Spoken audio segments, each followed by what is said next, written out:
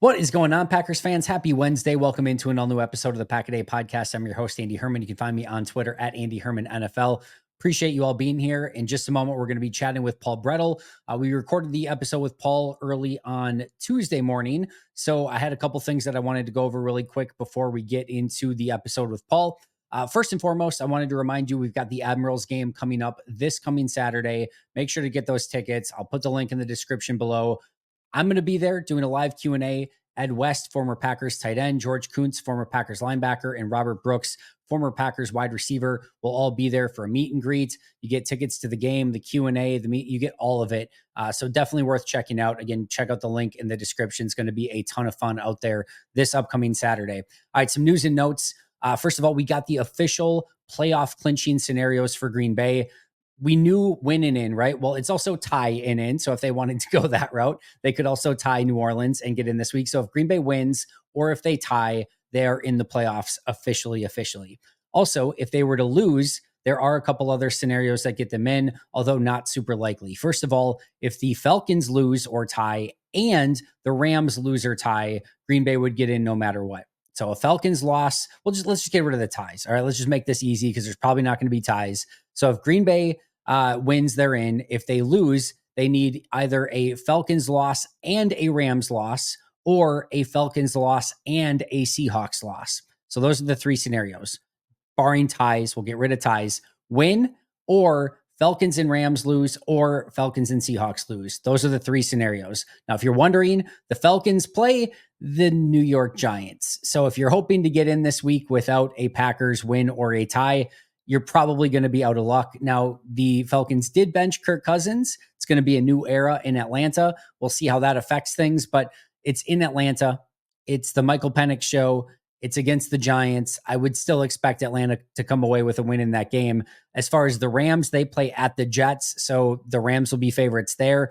The Seahawks do play the Vikings, so it is possible and probably likely that the Seahawks lose that game. So if the Seahawks lose, the Packers lose, they theoretically would just need that Falcons loss to the Giants in that scenario. But again, not super likely, right? But those are your scenarios. If you want to try to get in to the playoffs this upcoming weekend, the easiest, the most likely is that the Packers just win against New Orleans and find their way into the playoffs officially with that scenario. Speaking of which, Derek Carr, Saints quarterback, is going to be out this week. It was reported that he is still weeks away, and it is unlikely that he's going to return to the Saints for the regular season. And I guess theoretically, the Saints are not eliminated yet, but you can start doing the math pretty quickly and realize they're not making the playoffs. So it looks like Derek Carr is not going to return this upcoming year. And with that being said, Spencer Rattler is the very likely quarterback for the Saints this upcoming Monday night against the Packers. They do also have Jake Haener, who started last game. Haener did not look good. The offense looked much better with Spencer Rattler. Rattler is younger and is probably, or not probably, he has more upside than Haener. So I would say it's extremely likely that Spencer Rattler is going to be your starting quarterback. I did see somebody post this on Twitter of like, hey, you got to be careful. Spencer Rattler beat the Packers last year. No, it's Desmond Ridder beat the Packers last year, not Spencer Rattler. So they are two different people. Desmond Ridder was the starter for the Raiders the other night on Monday Night Football. Spencer Rattler is a rookie and he is starting for the Saints. Meanwhile, we did get a little bit of an injury update from the Packers when Matt LaFleur spoke to the media on Tuesday. Quay Walker is week to week. We got the usual, we'll give him through the week and see where he's at. I would not expect Quay Walker to play in this one. I don't know anything. I'm not reporting it. I'm not a doctor, not pretending to be, but just knowing how Green Bay is probably going to be cautious and just how he was, kind of limping around in that game. I would not expect Quay to play. Same thing with Javon Bullard. Matt did say that he's moving better around the facility, but didn't know about him playing this week. And again, my guess is they're going to be extremely cautious with him. No other injury updates that we got in that press conference, but Quay Walker, Javon Bullard, both seem week to week at this point, which is overall good news. Your goal, of course, is to get those guys back by the postseason, along with Jair Alexander, Luke Musgrave. We'll see if they get any Marshawn Lloyd action this week coming back, Jordan Morgan. We'll keep an eye on all of those all throughout the course of the week. Now, we all know the Packers have an all-star lineup on the field. Well, Habish Rotier has an all-star team in the courtroom as well. If you've been injured, let the personal injury attorneys at Habish be your legal linebackers, ready to back your claim and get you the compensation that you deserve. When you call Habish, you're going to talk to a lawyer directly. Their number is 800-242-2874 or 800-2HABISH. You can also visit their website at habish.com. Habish Rotier, national reputation, hometown service. And with that, let's get to our conversation with the one and only Paul Bretl. Hi, friends. We are joined right now by Paul Bretl. You can find him on Twitter at Paul_Bretl. Of course, you can find him on ESPN Lacrosse as well as his Paul Bretl YouTube channel, which is definitely worth checking out every single day. He's putting out some great content out there. Paul, great to have you back. How are you doing, my friend? Happy to be here as always, Andy. Most creative YouTube name I know that's out there, but happy to be talking Packers football with you and coming off a win. Yeah, I'm actually, had I not come up with the name Pack a Day, I don't know that I ever would have started a podcast. I don't know if you know, like the start, like I was thinking of like, I should probably do something podcast related. And I'm like, I didn't really want to do it. I'm like, I know I kind of need to. And I had some ideas in the back of my mind of doing something like a daily Packers podcast. I'm like, I don't know. And then all of a sudden the name Pack a Day came into my mind. I'm like, all right, that's it. We're doing it. If that epiphany had never happened, I don't know that I ever would have. I don't know that there just would have been an Andy Herman show. I think I just would have been lazy. So I give you credit for just, we're starting with the Paul Bretl show, and it's been really, really good. You're coming up with great stuff every day. I appreciate that. Yeah, you bet. All right, let's get to Packers Seahawks. I will let you start in any direction that you want to go in. Big win in Seattle. What was your biggest takeaway from this game?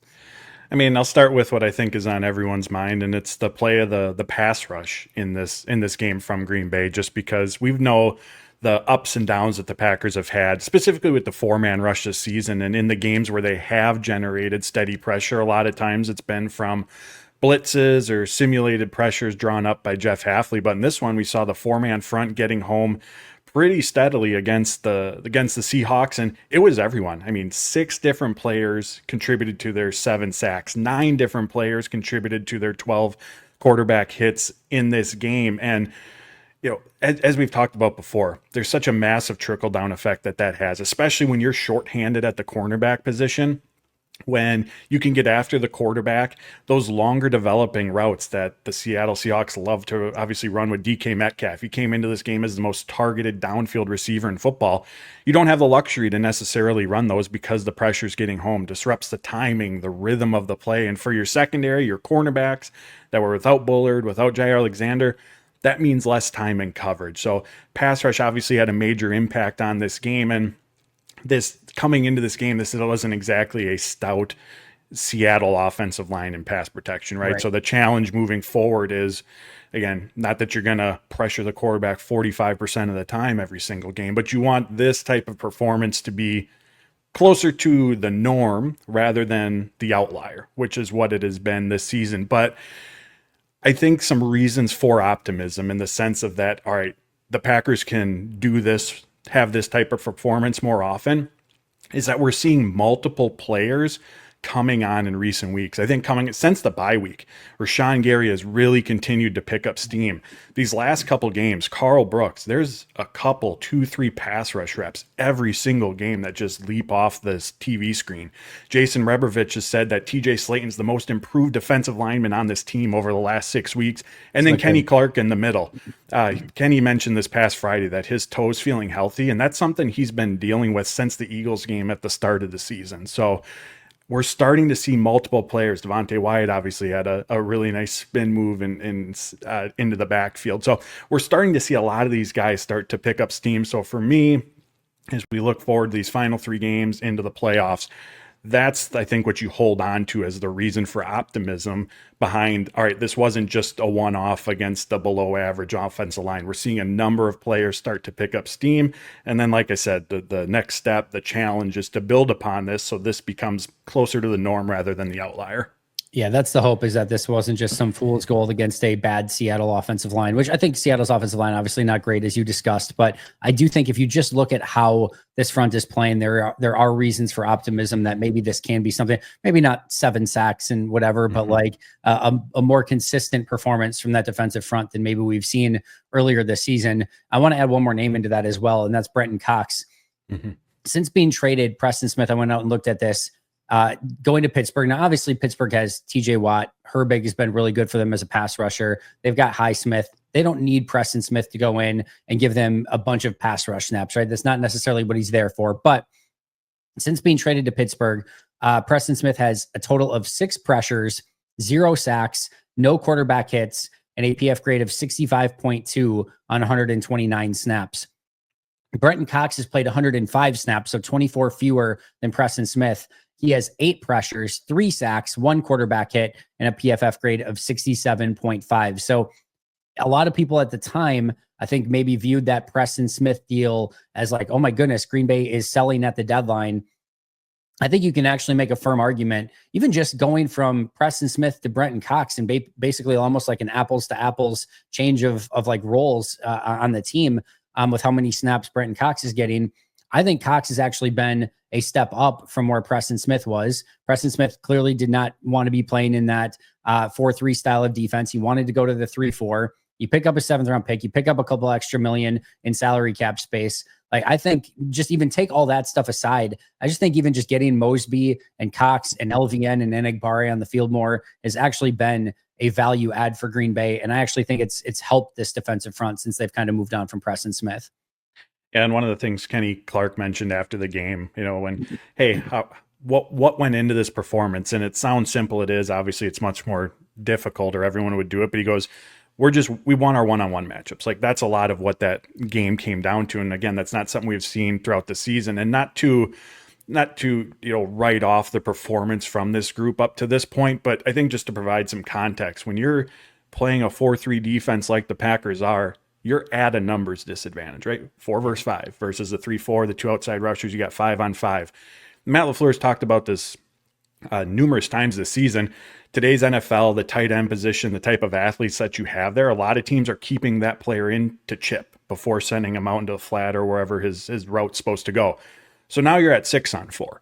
We see running backs staying in. These guys are at a numbers disadvantage. So again, that's not to say that the performance that justifies the up and down we've seen up to this point, but I think it's important context to keep in mind.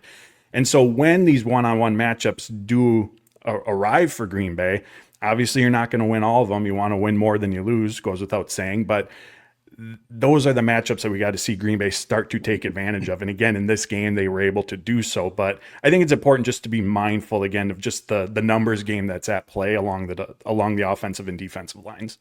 I want to take it a step further than that, because it's definitely been a huge change in the NFL philosophy and how teams are attacking this.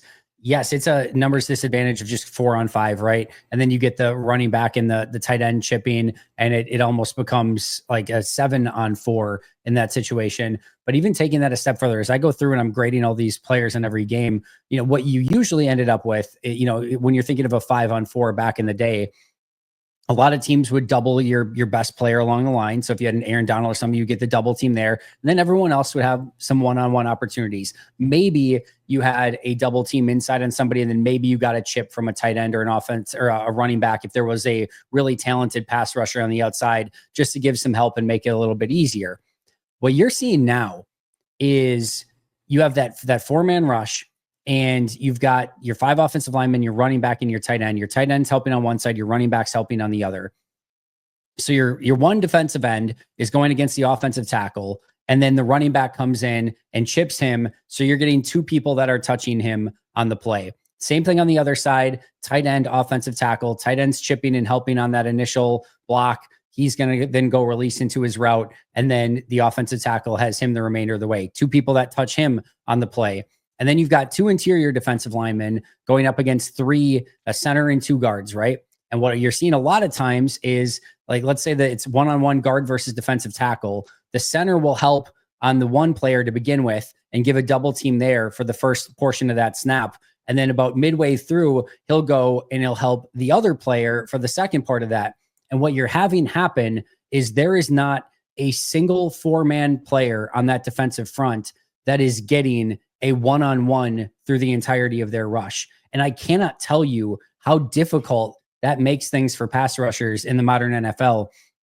It is really difficult to win just a pure one-on-one in the NFL. Like, if you're just going one-on-one against, I don't even care, insert whoever offensive lineman you want into that conversation. It is very difficult just to win that in general. And now you're adding some complication on top of that, whether it's a chip from a running back, a chip from a tight end, a double team, or again, if it's just a center helping for a portion of it and then a center helping on the other side of it for a portion of it, you are getting these guys that are, there's not a single one-on-one. And like I said, usually before in a 5-on-4, you're getting 3 one-on-ones, or maybe you're at least getting 2 one-on-ones. Even in crazy scenarios where a team is going a little bit more max protect, there'd usually be a guy who would get one-on-ones. And now you're looking at it, and I'm going through and I'm grading each of these plays, and there's not a single guy that's getting a one-on-one rush. It makes it so hard. And it's why it's so important that all of these defenses are developing these simulated pressures and bringing different 4 guys than you might expect. I thought Jeff Hafley was masterful in this game of, like, he would be bringing 4 guys, but it might be Aaron Mosby and another defensive tackle dropping off into coverage, and it's all 4 guys coming from one side, which makes it more difficult to time up all those chips and everything like that. Or your 2 edge rushers go back into coverage. You're bringing your 2 defensive tackles who will flare out, and you're bringing 2 guys right up the A gap. Like, he was very creative, but it's imperative that you are doing that stuff now, because if you're going bland vanilla 4-man rush and that running back and tight end are chipping, good luck, because you might not get a single one-on-one pass rusher on that entire play. Add in the fact that quarterbacks are very adept at getting the ball out of their hands in a 3-5 step drop, and there's a reason why those pass rush numbers are down. It is very, very difficult right now. Yeah, and as you mentioned, Hafley's done a really good job, especially as the season's progressed, about baking in those simulated pressures. And PFF tracks how often defensive ends, edge rushers, are chipped. They track how often defensive tackles are double teamed, and both Rashawn Gary and Kenny Clark in those respective categories are among the highest within their position group. So, again, that's the beautiful thing about football, right? Behind any successful play, any failure, any successful game, poor game, there's all this nuanced context that goes into the results that we end up seeing. And again, you want more from this defensive front. The Packers need more consistently from this defensive front. But for all the reasons you just mentioned, there's a lot at play here other than just, well, he's not winning the one-on-one matchup. Right. And then it becomes a very interesting and fun cat and mouse game, because it's like, all right, you're going to keep an extra tight end and running back into chip. We're going to bring more guys. And then those guys aren't just going to be able to chip. They're going to have to stay in and block. And now we might get advantageous matchups against your tight end and running back. But then you're left more on an island, which I think maybe Jeff Hafley's been a little bit less likely to do without a Jair Alexander out there, which then is going to, I think, revalue, and not that it has been devalued anyway, but revalue the cornerback position, and, making sure that you have guys that can hold up on the secondary if you are going to bring those extra blitzers. It's just, I love the cyclical nature of the NFL. And it's just this constant, oh, you're going to do this, then we're going to do this. Oh, you're going to do that, we're going to do this. And it's like, you can never stay. And I think the other beauty of it is you have 32 different teams, 31 teams you might face that are doing a variety of different things. And you have to be able to be prepared for any and all of it in any given week. One team might be more physical. One team might be more blitz happy. One team might be more coverage happy. You just don't, it's really, really fun to see the cat and mouse game that goes in on it. And right now, like I said, I think being a pass rusher is very, very hard in the NFL with all the different stuff that they're throwing at those guys. One thing that helps from a pass rushing standpoint is when you get a linebacker on the second level who can go from point A to point B in about a millisecond and seems like he's everywhere out on the field. We've all discussed the breakout performance from Edgerrin Cooper in this game. Obviously, you can go and talk about that as well. But I think one of the now interesting aftermath questions of that is, all right, how do you get him on the field more? What's the right formula? How much should he be playing? So where do you kind of come down on that conversation of how do you want to utilize Edgerrin Cooper moving forward? Yeah, I think the big part when we look at Edgerrin Cooper's snap counts is we have to be mindful of the injuries he's navigated. I think he had, it was for sure one, but maybe 2 different stints where he missed time during training camp and in the preseason with an injury, missed some time in the regular season. And even during that first half of the year, even on Sundays when he was available, there were a lot of practices where he was limited. That is a lot of missed valuable reps for a rookie coming in, making the jump, navigating the learning curve from college to the NFL. So I say all that to say, had Edgerrin Cooper not missed time, I don't think we're necessarily at this stage of the season having the conversation about, well, why is he only out there for 34 snaps? Well, one, he was coming off of missing 3 games. I'm going to guess the Packers' plan coming into this, regardless of how well he was playing, was we're going to ease him back into action. And again, I think the other part of it too is just the learning curve and making sure that he's fully, I guess, comfortable as he can be, right? You don't know until you go out and experience it, but as comfortable as he can be with playbook, positions are putting him in, the responsibilities as he has within his specific role. So and this isn't just Edgerrin Cooper specific. We've seen the Packers do this throughout the years with basically most of their rookies, right? There's very few that come in like Javon Bullard and right out the gate are your guy from the start of the season through the course of their rookie year. So I think we're seeing that progression. Obviously, with his play this past game, it's going to continue to increase, but and again, the wrinkle here is we don't know what Quay Walker's status is for this upcoming game Sure. and what his injury might look like. But I think generally speaking, even with Cooper's play, I don't know that we would all of a sudden see him out there for 70 snaps this coming game. I think there's still going to be that progression. And again, they were getting really close to it. That Chicago Bears game, the last game before this, when he was out there for 51 snaps. So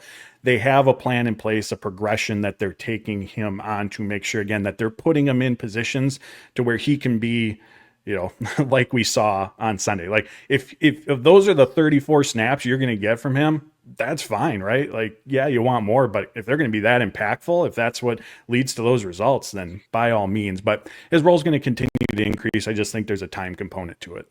Yeah, I was talking about this with Justin. Like it's working, right? Like whatever they're doing right now and the way he's playing, it's working. So take those incremental steps as much as you need to. And we saw just even going back to Quay for a second, we saw them throw Quay right into the fray for no rhyme intention necessary there, but they threw Quay right in there. And that's a really tough job going in there as a rookie and playing every snap as a linebacker. There's a lot that goes on that on your plate in that situation. And it can definitely be overwhelming. And I think they're getting him off to a strong start. I do think all the injuries in camp and the injuries through the course of the season have really made it so that he's not fully comfortable yet in doing everything. And I think giving him, again, incremental increases in playing time and giving him things that he can handle has worked out really well so far. And as time goes on, he feels more comfortable. They feel more comfortable where he's at from an injury standpoint and just a health standpoint. I expect those snaps to go up, but take your time with him. There's no rush, and getting him right and making sure that he can be, I think, a potential Pro Bowl or maybe even All-Pro player down the road. To me, that's far more important than trying to rush him in and playing him too many snaps right now. Yeah, and obviously, we all know quarterback and linebacker are two different positions. But as Jordan Love has had this surge coming out of the bye week, Matt LaFleur a lot of times goes back to he's available for practice, right? And not just he's on the practice field, but he's a full participant in practice. So again, I know quarterback versus linebacker is different, but that right there, a player in his fifth year, second year as a starter, the floor keeps going back to it's the practice reps, right? That's helping and contributing to what we're seeing on Sunday. So think about that from a rookie's perspective, who's again making the jump, adjusting to the speed, learning a new playbook, all these different responsibilities, and he's missed all of this practice time. So like you said, they're bringing him along. The plan's obviously working. So continue on. I always thought it'd be interesting for somebody to do a study of if you take a player and what their baseline PFF grade would be, and then what it is if they have a full week of practice, what it is if they were limited during practice, what if they missed the entire week of practice, and compare and contrast. Because I guarantee you, just obviously not being healthy, but also missing practice through the course of the week, I guarantee you it really adds up and can definitely make a difference. And some guys are just like freaks, right? And it doesn't matter as much, but for the most part, not getting practice, it really does affect you through the course of that week. And again, I think they're being really smart with Cooper, and we'll see if he gets an increase moving forward. But again, right now it's working. I don't have any major issue with it. But you did bring up Quay Walker. Obviously, we don't know what the injury status is. We are recording this on Tuesday morning. We're probably not going to find out this week until what? Well, maybe we hear from Matt on Tuesday. He's not usually one to give out too much injury information, but in all likelihood, we probably won't find out until Thursday this week, first practice, I think. So, but your thoughts on if he is going to be missing some time? Is this just Eric Wilson taking over at inside line, or as your Mike and your blue dot, or what are you thinking here at linebacker? That's what my guess would be, because when Quay exited the Houston Texans game, it was Eric Wilson who came in and took over. And after that game, or in the following days after that, Hafley LaFleur spoke about just Wilson's kind of well-rounded skill set at the linebacker position, and then just his preparation. I mean, he knows the ins and outs and responsibilities of everything that goes into that role. So there's certainly a trust factor there. I think potentially, the added wrinkle where do they look at Isaiah McDuffie, for example, would be they have a full week of preparation, right? Rather than having to make that decision in the middle of the game. But just given what we saw previously, again, I think, like I said, I think Wilson compared to McDuffie has a little bit more well-rounded skill set in terms of playing the run, playing the pass, where you would want him out there for all 60, 70 snaps, whatever it ends up being. That would be my guess that that's the direction they go if Quay can't be out there. I think so too. I think it makes sense. I actually kind of like the tandem of Eric Wilson and Edgerrin Cooper together. Like it seems like they're a fun, like I don't know exactly why or how, but they've played well together when they've been out there. So we'll see if that can continue this week. I mean, hopefully Quay can be back, but that looked like something that maybe could theoretically keep him out for a little bit. Hopefully not, but we'll get an injury update later in the week. Speaking of those injuries, I know you wrote about Green Bay was obviously pretty banged up in the secondary with no Jair Alexander again, no Javon Bullard in this game. And you looked at it on paper and are like, okay, it's JSN, it's Metcalf, it's Lockett. They've got all these talented wide receivers, and you're going with Carrington Valentine, Eric Stokes, Keyshawn Nixon. This doesn't look great on paper, but I thought the secondary really stepped up in this game. I know you specifically wrote about Carrington Valentine too. What did you see from these defensive backs who filled in so admirably for Jair and Bullard in this game?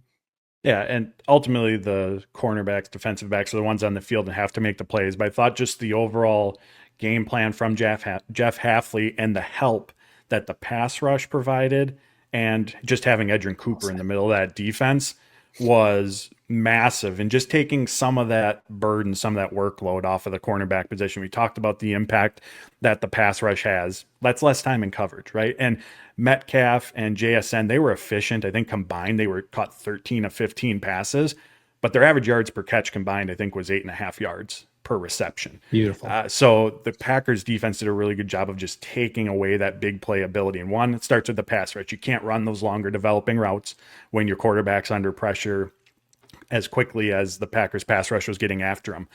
Edgerrin Cooper in the middle of the defense. One, just his closing speed, right? Just his ability to help limit yards after the catch, his speed to shrink throwing lanes, passing windows because of the ground that he can cover. And I think I've mentioned this on here before, but Xavier McKinney's talked about just the trickle down impact of him being on the field. Again, because of that ground he can cover, that impacts what McKinney does on a certain play. So maybe that's having him provide a little extra help to one of the boundary sides. Again, because you know the speed and ground that Edgerrin Cooper can cover in the middle of the field. And then there's Jeff Hafley. I thought he did a really, really good job of just mixing and matching coverages.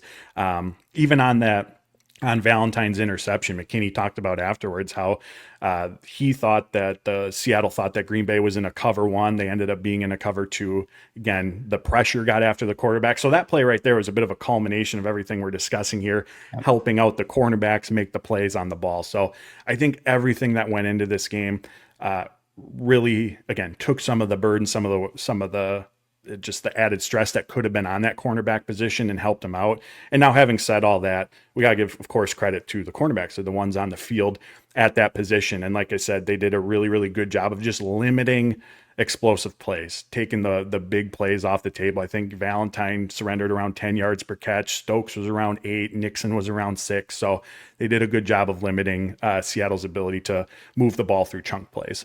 Yeah, I thought the corners really stepped up. But to your point, it's such a perfect point.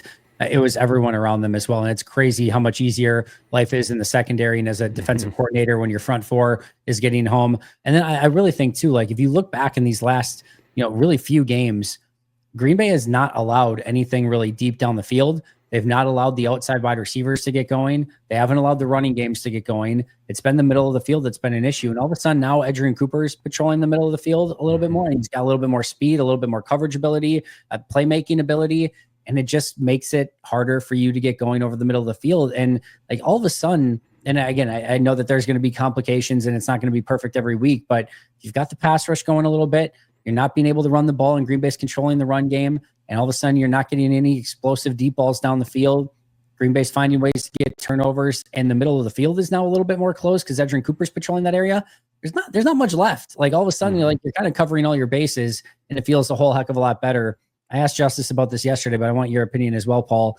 What is the perfect formula for this Packers secondary? If everyone's healthy, Jair's back, Javon Bullard's back, what's the right starting nickel defense in the secondary for this Green Bay team? I think it's going back to what they had previously. I think it's Keyshawn Nixon on the boundary, obviously Jair, then Bullard in the middle, and then your two safeties back. But I think that formula for the most part was working for them. And if we look at the behind the scenes, for lack of a better term, LaFleur said that rotation with Stokes and Valentine is going to continue. There's something, right? And I know everyone wants Valentine to be the one dominating those reps, but there's something that's just not quite giving him, from the Packers' perspective, that edge. And Nixon, on the other hand, I think they're very, very comfortable and happy with his performance. There's a difference in how they talk about Nixon versus Stokes and Valentine, right? Like coaches Yep. are never gonna, talk poorly about their players. But when you ask about Keyshawn Nixon and his performance, it's what he's doing on the field, right? It's Jeff Haffey, his willingness as a run defender. He's really improved in man coverage. How valuable his versatility is, that he can play inside and outside. When it's Stokes and Valentine, it's about their preparation, right? They're doing the right things. They're putting themselves in a position to be successful. So what the coaching staff is seeing, there's definitely, and we've seen it in playing time, but there's definitely a gap in how Nixon's contributing in the secondary versus what Stokes and Valentine are. So when that group's fully healthy, I think we're going to see what we had saw previously in the season. And again, getting Jair back, as we talked about, as everyone out there knows, just such a massive impact because of the presence and what that freedom, that flexibility allows you to do with McKinney and others within that defense. I think so too. And it gives me a lot of excitement the way that some of these guys have been playing. If the defensive front can continue on the trajectory that they've been on, especially with this last game against Seattle, Edgerrin Cooper and Quay Walker playing together at linebacker, if Quay can get healthy, and then Javon Bullard in the slot, Nixon and Jair on the outside with Evan Williams and Xavier McKinney at safety, like I think you feel really good about the talent that you have on defense. It's just, can they all get healthy at the right time? Can they all play the way that they're capable of playing, especially that defensive front? But it feels like on defense and even on offense a little bit, just feels like the pieces are starting to come together a little bit more. Just now they need to get Quay back, need to get Jair back, need to get Javon Bullard back, and hopefully they can have all those pieces necessary come the playoff run. One of the things that we've been talking about, Paul, I know you and I talked about it, you've been talking about it as well, has been getting Green Bay off to a fast start in a game. And it sets your entire team up for success. It makes it less likely that the opposing team is going to run the ball quite as much, makes them more one-dimensional, gets your offense in more of a rhythm. Green Bay was able to get off to that fast start against Seattle this past week, and it was really a huge difference in the game. They were immediately up 14-0, and they really just kind of took control of the game from there. Yeah, absolutely. And just Josh Jacobs. And Matt LaFleur said after the game, in their 30-play script, the first, I think, 3 plays, he said right out the gate, they said, all right, we know we're going to give the ball to Josh Jacobs. But he was just picking up 5, 6, 7 yards continually. That on that opening drive, they said, hey, let's just keep giving it to him. And before the game, I wrote about the offensive line, and part of that article was dealing with the noise, right? Which ended up being "Go Pack, Go" chants rather than the Seattle crowd and stadium in that game, because I wanted to get the offensive line's perspective on that, and then throughout the article, transition that into the run game. And I think for this game specifically, you look at this Seattle defense and what they've done, and again, the last 4 games they're allowing only 15 points per game. They were trending overall in obviously a very, very good direction. But collectively this season, you look at the strengths of this team, what it's been their pass rush, getting after the quarterback. Their secondary has done a really good job of not giving up big plays. They've had solid on-ball production, but where they've been susceptible is in the run game. Came into this game giving up on average 4.7 yards per carry, ranked in the bottom third of the NFL. So again, we all know the game's not played on paper, but you look at, all right, what does this defense do really well? Where have opponents found success against them? And it was the run game, right? And then once you can get that run game going, such a positive trickle-down effect to that. And you mentioned the making the opponent one-dimensional. That's the other part of this pass rush, Packers pass rush. That's a big factor. When you jump out to a quick 14-0 lead, it takes away the opponent's ability. One, it throws off their game plan, but it takes away their ability to lean on the run game. I think the Seattle running backs had a combined 14 carries in this game. And afterwards, Enoch Bari talked about how the offense got out to a quick lead. They became pretty pass heavy and one-dimensional. So the Packers pass rush was pinning their ears back, right? So again, that's the beauty of this and how it all plays together. But that fast start, I think, leaning into Jacobs in the run game, I think that's what the matchup dictated. And then as they continued to find success, at least in the first half, it's one of those things, well, keep doing it until they stop you, right? And then jumping out to that lead, just the impact that then had on the Packers pass rush, I think was a really crucial element in the success that they had in that regard. Was this too much Josh Jacobs? Should we have maybe seen a little bit more Emmanuel Wilson and Chris Brooks? Do we need to see a little bit more Emmanuel Wilson and Chris Brooks through the remainder of these final 3 games being a 99% chance to make the playoffs team? Or do you just want to keep feeding Josh Jacobs? Like, where do you come down on that conversation? Because I personally think like 30 touches is probably a little bit more on the, all right, maybe a little bit more of Emmanuel Wilson would have been nice. It's such a fine line because like, man, Paul, how many times over the years it's like, can you just get Aaron Jones like more touches? Can you get him around like 26, 27 touches? And then you get to Josh Jacobs around like 30. And it's like, can you just get him around like 26, 27? I think it's a very fine line, but I'm curious your thoughts on this. Yeah, I've had that thought as well, especially over the last month of the season where they've really leaned into Jacobs in the run game. But I will say we hear this, throughout the week. LaFleur, Jacobs, the trainers, the coaching staff, they are in constant communication. Mindful of what Josh Jacobs' practice reps are, just to give him that little additional rest. And if Jacobs wanted a Wednesday off during practice, the Packers would be like, yeah, sure, of course. But Jacobs wants to be on the practice field. He wants to be out there with the guys and be a part of the practice. And they've talked about how Jacobs, every single rep in practice with him is game like, and it's impossible for that coming from a player of his caliber, just the weight that his voice carries in the locker room. It's impossible not for that mentality to then just trickle and spread throughout the rest of the team. And obviously not that the Packers are having issues in that regard, but just, again, I think that's good insight into his mindset and how he approaches each week. So I do think that there's more opportunities down this stretch to get the other backs involved, just to take some of the workload off of his shoulders, but also knowing like I said, the constant communication that LaFleur, Jacobs, and everyone has. I also think Packers are obviously comfortable with this, that it's fine, right? And that it'll play out as it should. So I guess I tend to think that they should be a little bit more mindful, but if it's one of those things where they're working on it, it's working, keep rolling with it. Yeah, I think so too. Again, it'll depend on what the playoff scenarios are coming. I mean, it's possible that Bears game ends up as a pseudo exhibition game in that final week, and maybe it's just a Wilson and Brooks game that week, or maybe fingers crossed, maybe we could even see some Marshawn Lloyd in that week as well. But yeah, it'll be interesting to see how they manage it. I do think, getting him around those 24, 25 touches is great. I think that's a good thing. I do think you want to make sure though that he is completely healthy as much as possible and has fresh legs come playoff time, because he is going to be such a key part of this team in January, wildcard week, and hopefully beyond, and getting Green Bay to these victories that they need come playoff time. So it's going to be, I think, a balancing act, but maybe with these 3 weeks left going against the team against the Saints this week, that maybe they can get off to an early lead and maybe not have to use them quite as much. Maybe there'll be some opportunities for them to rest his legs just a little bit in these final few weeks here. Speaking of the offense still, I want to talk a little bit about Jordan Love, his consistency, turnover worthy plays way down. In fact, I don't think he's really had one in the last 3 weeks. Hasn't thrown an interception since only one since the bye week. That was against the Bears. And not only is he taking great care of the ball, he's being efficient. He's still finding big throws. It's just been a very steady, consistent performance from Jordan Love. I think this is all what we kind of expected going into the season, but now it's coming to fruition, and it's been pretty damn fun to watch. Has been. And I think obviously there's a number of factors in play. We talked about being healthy, getting the practice reps, and also the healthy component of it is the accuracy. Tom Clements talks about your accuracy starts in your base as a quarterback, from your feet and the ground up. And as we all know, he's dealing with knee, groin injuries in the first half of the season. So I think that's part of the equation, getting the run game going, being able to lean into that element of it, stay ahead of the sticks, be in these advantageous short down and distance situations more often. I think playing into that capacity as well.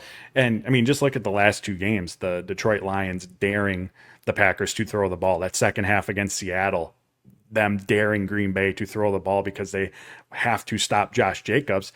Well, now you have all these talented pass catching options that the Packers have, obviously a quarterback of Jordan Love's caliber, and they're getting these one-on-one matchups. that the Packers have been able to take advantage of. And then I think as far as the downfield passes go, the emergence or continued emergence, I should say, of Christian Watson coming out of the bye week. And again, I don't think his production these last few games is a coincidence when paired with what Josh Jacobs is doing in the run game, right? Bringing the defense in, creating those more downfield opportunities as well. So the offense, what's funny is they had that lull, obviously, in the second half that we're all watching, and it just allowed Seattle. They didn't come within 10 points, but they were just still there, right? They didn't quite put the game away. And then all of a sudden Love hits Romeo Doubs for the touchdown. You're like, oh, they're at 30 points. So depending on how you're going to look at this situation, it's an offense that's putting up 30 points and you're still going, man, there's a lot, maybe not a lot, but there's still room for improvement out there for this group in terms of just the overall consistency and stringing together a full 4-quarter, 60-minute performance. So I think that should be exciting for Packers fans because of what's still out there for this group, along with what they're already accomplishing in terms of just production, points, all of that. But of course, it starts with Jordan Love. But I think, again, being healthy and then having that run game component of it, because man, that puts a defense in a real bind. Because what are you going to choose to stop, right? We talked about on the defensive side of the ball, feels like things are coming together where if you're an offense, you're kind of running out of parts of that field to try to attack. Well, from the defensive perspective against Green Bay's offense, what are you going to try to take away? You're going to have more help in the secondary, go lighter in the box, you can go heavier in the box and less help on the back end. So Packers offense has defenses, I think, in a real bind right now. Yeah. To your point, though, it's one thing if you've got 3-4 punts through the course of a game and one happens at the beginning, one's in the middle, one's in the end. It's so what Green Bay had happen against Detroit, punt, turnover to begin that game really set them so far behind. It happened later in the Seahawks game, but they go a 4-series stretch where they go punt, fumble, punt, turnover on downs.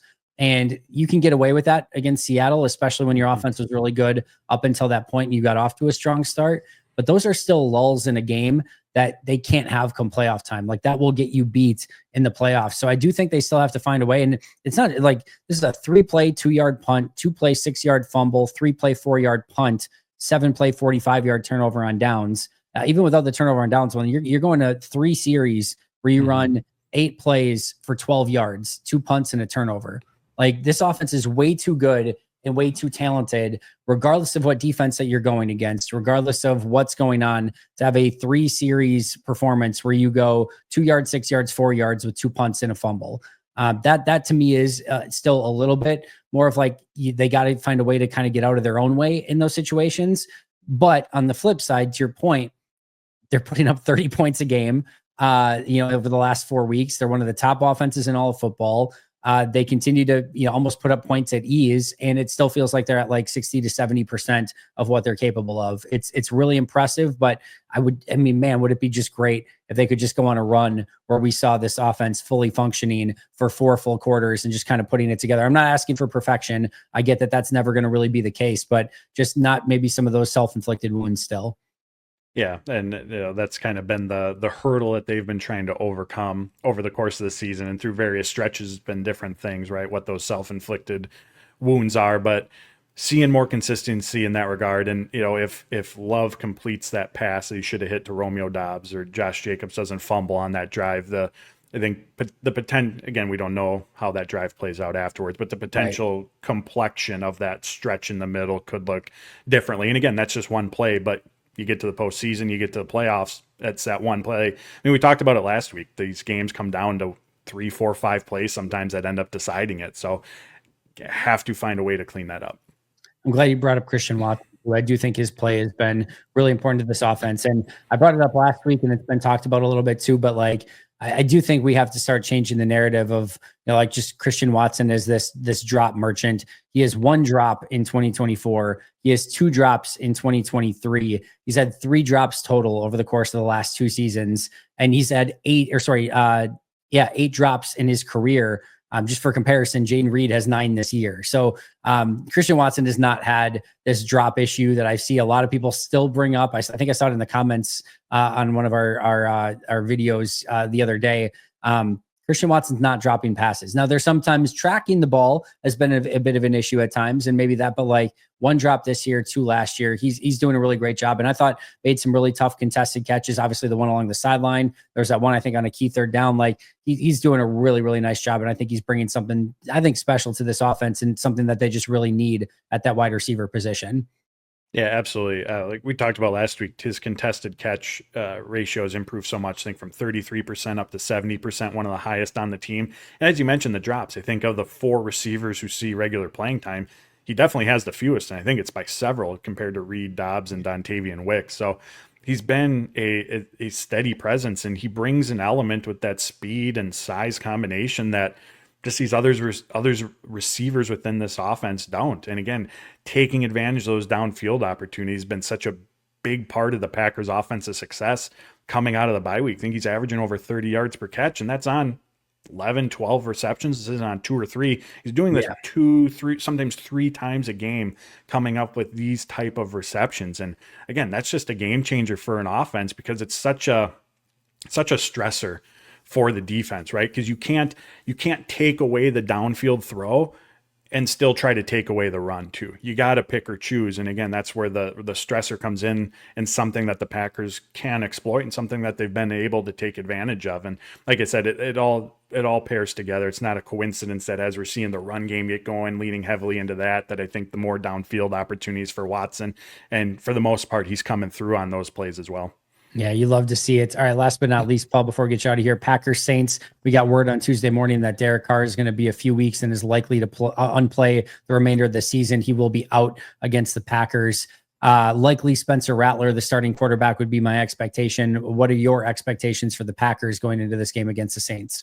Yeah, no Derek Carr. I think Alvin Kamara's status is up in the air, at least as of now as well. So, I mean, at home, December, I mean, this is a game where you just want to go and you just want to see the Packers take care of business, right? You just want to see them. They are the better team. You want to see them go out there and for 4 quarters operate as such. Fast start, maintain in the middle. Don't let this become a game down the stretch. So I think that's the big thing for me, right? We'll pick apart the matchups leading up to the game, but I think the big thing right now is just you're the better team. Go operate as such. 13.5 point favorites for Monday Night Football. Yeah, no, I thought it was a little bit aggressive too, especially because the Saints have been like battling everyone. I was expecting it maybe more around like 8.5, 9 points, but yeah, 13.5 point favorites for Green Bay at home. Can give everyone a early holiday present right before the holidays, and maybe give Green Bay. I would love to see like Green Bay's due for just one of those like 42-0 beatdowns. It's been a hot second since we've seen Green Bay just completely beat down a team. I'm not saying it's going to happen. I'm just saying it would be a nice early present right before the holidays if Green Bay could just kind of take care of business, give us a nice early exit on Monday night from Lambeau Field, Paul, so that we can get into everything right before Christmas Eve and Christmas. Do us a favor, Packers. Just take nice, easy care of this one. Nothing too crazy. No overtimes on Monday Night Football. We don't need that. Just take care of business, get that big win. I'm looking forward to it, Paul. I know you are as well. What do you got coming out this week over on ESPN Lacrosse and on the YouTube channel?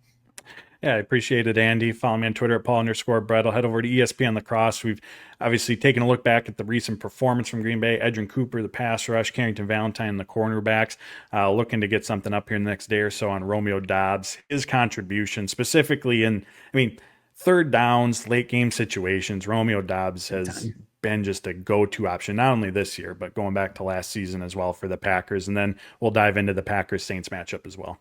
I don't think still Romeo gets enough credit for what he was even doing in the playoffs last year. Like he was their big time performer at wide receiver in the playoffs. He's a really good player. Mina Kimes crushed it on her prediction last week of basically being like, yeah, that's going to be a difference in the game if Romeo plays or not. And he came up with those 2 huge plays. And it's just when you have that player who can consistently beat man coverage, it's a game changer. And Jordan trusts him too. So no, that's a big one. We'll definitely look forward to that one coming up from you. You can find him on social media at Paul_Bretl. You can find me at Andy Herman NFL. You can find the podcast at Pack-A-Day Podcast. That's going to do it for Paul and I today. But until next time, and as always, go Pack Go.